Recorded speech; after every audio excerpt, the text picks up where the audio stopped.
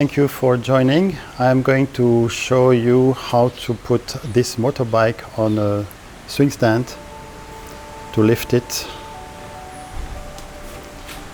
This is what you'll need.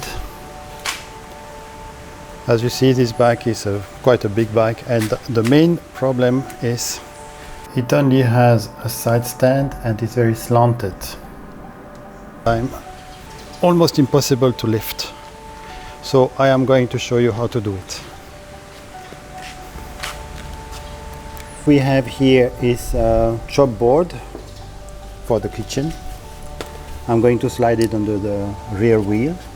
Then this piece of rubber, which I chose because of the height, and this clamp to just use it on the brakes so the bike doesn't move. This one I bought on the internet. I had to modify it a little bit because the wheels were too big, and so I changed the wheels and I've put smaller ones. Okay, I'll show you now. You put the board in front of the rear wheel and then you move the bike to put it on top.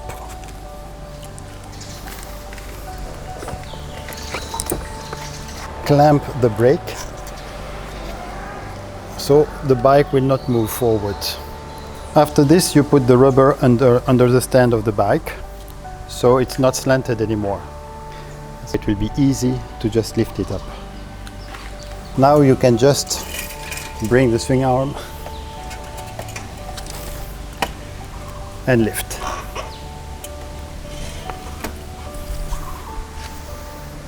So now you see the bike is lifted and everything is fine, not too complicated.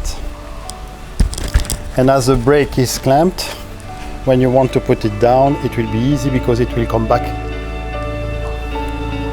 on the rubber.